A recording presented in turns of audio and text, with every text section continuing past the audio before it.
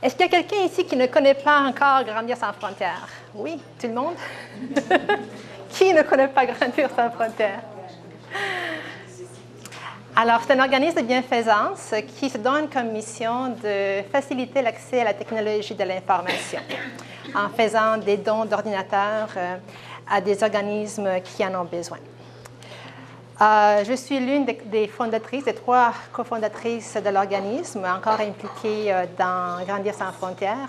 Les 2 filles que vous voyez dans la pancarte promotionnelle, c'est mes enfants, Noémie et Francesca, donc elles aussi impliquées dans l'organisme de bienfaisance. Il y a beaucoup de choses qui ont déjà été dites. Alors, je sais qu'il y a plusieurs personnes d'entre vous qui sont intéressées à connaître davantage sur la gestion de l'organisme en soi, le quotidien avec nos bénévoles. Donc, je vais passer peut-être à travers la présentation rapidement au niveau des chiffres qui vont certainement se répéter avec ce qui a déjà été dit. Et j'aimerais davantage interagir avec vous, donc pouvoir orienter le tout selon vos intérêts. Donc, surtout, ne vous gênez pas pour poser des questions, même durant ma présentation. Et on va commencer par un témoignage de Kofi Annan qui, comme on l'a répété à plusieurs reprises, souligne l'importance d'éthique dans la société d'aujourd'hui et aussi comment elles évoluent de façon très rapide. Est-ce qu'il y a quelqu'un entre vous qui se rappelle quand est-ce qu'il a acheté son premier ordinateur? Oui, hein? On n'oublie pas ça, je pense.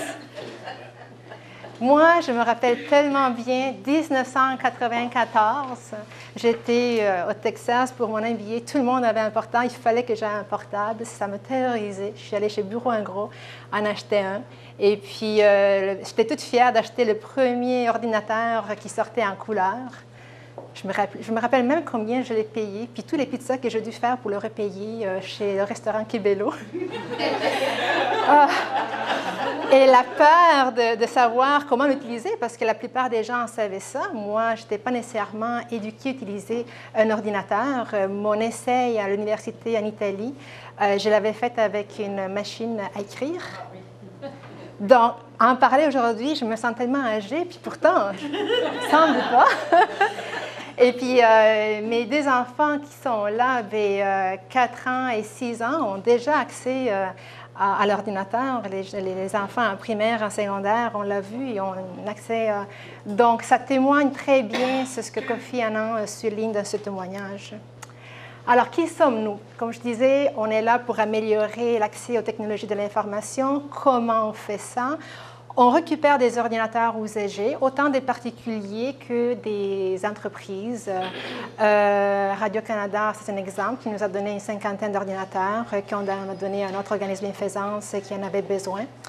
On fait de plus en plus aussi de la formation. On essaie d'éduquer davantage, de sensibiliser les gens sur comment utiliser un ordinateur, on disait tantôt, et aussi comment se défaire d'un ordinateur. Pourquoi Grandir sans frontières? Les images que vous voyez ici, ce sont exactement les mêmes images que je voyais en 1984. On parle d'en 2003. Quand même, on n'avait pas des écrans encore plats, mais on avait des écrans cathodiques. Les images étaient pareilles. Je travaillais pour une maison d'édition, Québec-Amérique, qui est aux portes de la Cité du multimédia dans le centre-ville. Donc, entouré de bien des entreprises dans les pubs qui ont qui ont une mise à niveau de leurs ordinateurs tous les 6 mois, des fois 12 mois max, contre 4 ans chez Bell ou d'autres entreprises. Donc, de voyer des écrans, des ordinateurs sur la neige comme ça, ça venait me chercher au plus profond. Je suis italienne, mais je suis aussi d'origine péruvienne. Ma mère est péruvienne. Je connais tellement les besoins au Pérou au niveau des ordinateurs, et non pas des ordinateurs neufs, mais bien usagés. Alors, de voir ça, j'étais comme « Ah, pourquoi il n'y a personne qui fait pas quelque chose pour faire un pont entre ceux qui en ont besoin et ceux qui en ont plus besoin, puis essayer de donner une deuxième vie à tout ce matériel informatique. » Alors, on pourrait traduire ce pont, c'est ce qu'on fait Grandir sans frontières, c'est essayer vraiment justement de créer ce pont entre qui en a plus besoin et qui en a besoin. Et on traduit aujourd'hui ça avec le terme fracture numérique, dont ici la définition. En passant, on a des copies de la présentation avec tous les chiffres. Donc, pour ceux qui n'en ont pas eu, on va aussi les fournir par email pour passer un petit peu plus rapidement. On a beaucoup vu aussi l'importance et l'accès maintenant. Bon, ici, c'est l'Internet dans le monde, 2 milliards d'internautes sur 100 habitants. Combien ont accès à Internet? Les Amériques, bien entendu, l'Europe, ensuite les autres pays. Mais combien d'ordinateurs en soi? On a quelques chiffres ici pour le Québec. 81,1% des adultes possèdent au moins un ordinateur.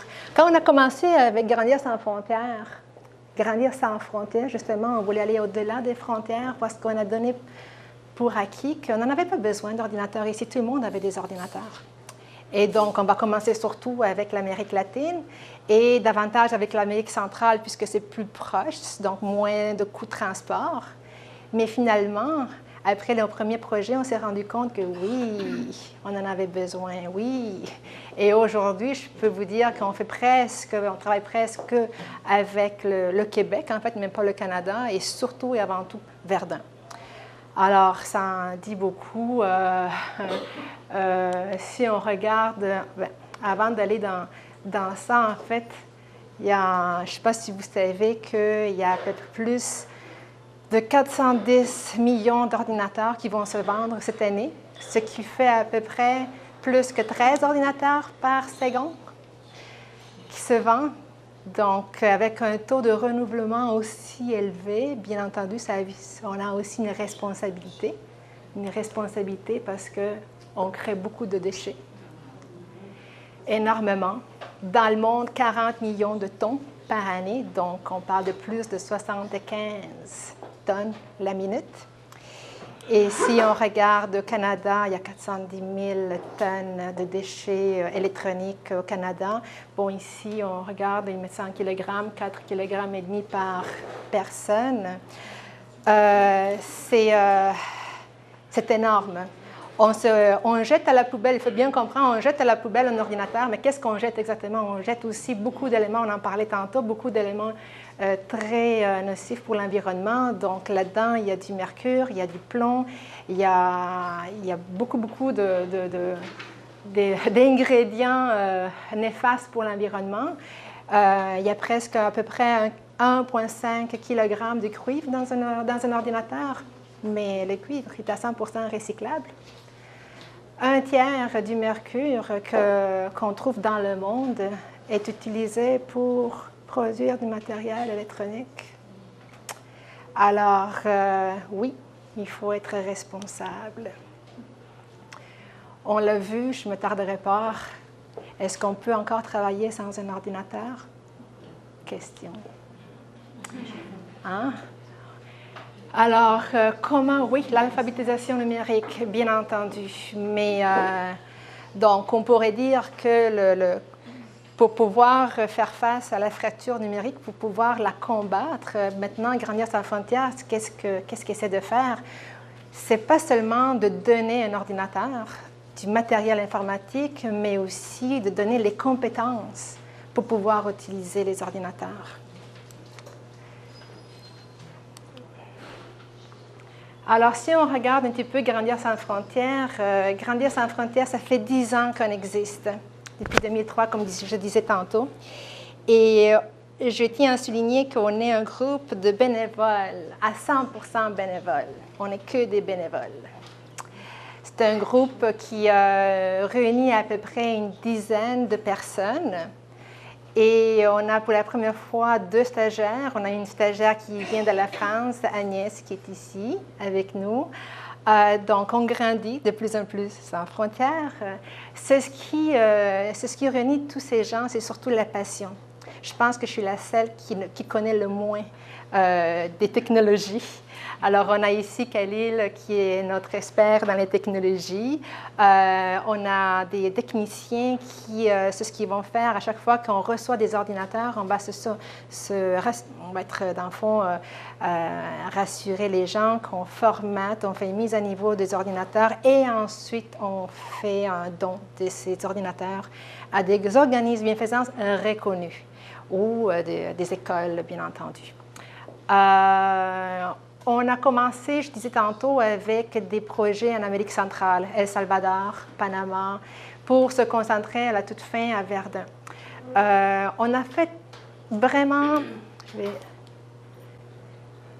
On regarde ici depuis 2004, on a toujours essayé de travailler avec un nouveau organisme à chaque année. Puis c'est vraiment des tout petits projets, mais super bien suivis. Donc, ce qu'on voulait, c'était pas vraiment dire aller avec les gros chiffres, on va faire, je sais pas moi, on va donner 150 000 ordinateurs pour nous. C'était vraiment, on a commencé avec 5 ordinateurs, c'était notre premier projet, puis on voulait comprendre tout le ABC de tout le projet. Est-ce que quand on donne des ordinateurs, combien ça prend, qu'est-ce qu'ils en font? On les a suivis. Le tout premier projet qu'on a fait avec El Salvador, on l'a commencé en 2004. C'était je pense, des Pentium 2 à l'époque. Et on a arrêté de suivre le projet à peu près il y a 5 ans. Ça vous donne une idée de combien d'années on a suivi, combien d'années ont été utilisées. Puis on s'assure aussi avec tous les gens avec qui on travaille, surtout à l'étranger, qui vont bien se faire des ordinateurs, du matériel informatique dans le respect de leurs lois et dans le respect de l'environnement. On le met de façon contractuelle. Le suivi est très, très serré. Et donc, bon, ici, on a pas mal la liste des organismes que nous avons aidés. De plus en plus, ce qu'on fait, bon, c'est bien entendu, comme n'importe quel organisme bienfaisance, on fait des levées de fonds, des activités pour essayer de nous aider. Comme je disais tantôt, on est à 100% bénévoles. Donc, ce qui nous donne un grand défi, celui de pouvoir financer toutes nos activités. On n'a pas nécessairement de membership. On s'en va faire tout simplement des levées de fonds 1-2 fois par année. Et avec ça, avec très peu, on arrive à faire vraiment beaucoup. Parce qu'encore une fois, il y a beaucoup de passion à l'intérieur du groupe. Et donc, ça nous donne beaucoup d'énergie. On a des besoins dernièrement parce qu'on commence à grandir davantage, donc on a certainement le besoin d'un local. Présentement, il y a la maison de famille qui nous prête un local chez eux ici à Verdun pour pouvoir entreposer tous nos ordinateurs, mais de plus en plus, on en reçoit, puis on voudrait avoir des espaces un petit peu plus importants, plus grands pour faciliter le tout. On commence à avoir des collaborations avec d'autres organismes, entre autres le Centre Wellington pour la formation. Donc, c'est un centre aussi qu'en échange de nos ordinateurs, pour pouvoir motiver davantage l'apprentissage et l'insertion au travail des gens qui ont eu des difficultés avec la santé mentale. Ils nous prêtent également des bureaux dont il y en a un où justement se trouve Agnès. Alors, c'est le genre de collaboration qu'on recherche avec des organismes pour essayer de nous doter davantage de locaux, autant pour nos bénévoles, autant pour nos techniciens et pour les ordinateurs qu'on reçoit. Le 19 octobre, on fête nos 10 ans d'existence. Alors, vous avez trouvé, je pense, un peu partout nos invitations. Pour nous, c'est très important. C'est, je pense, c'est l'activité de levée de fonds la plus importante jusqu'à maintenant. Donc, on essaie vraiment on va certainement s'amuser beaucoup. Avant tout, on va fêter, nous, le travail de nos bénévoles, mais aussi on recherche l'appui. On a beaucoup de commanditaires pour pouvoir nous aider à faire découvrir les gourmandises de Verdun. Mais bien entendu, on en profite pour vous inviter à participer avec nous.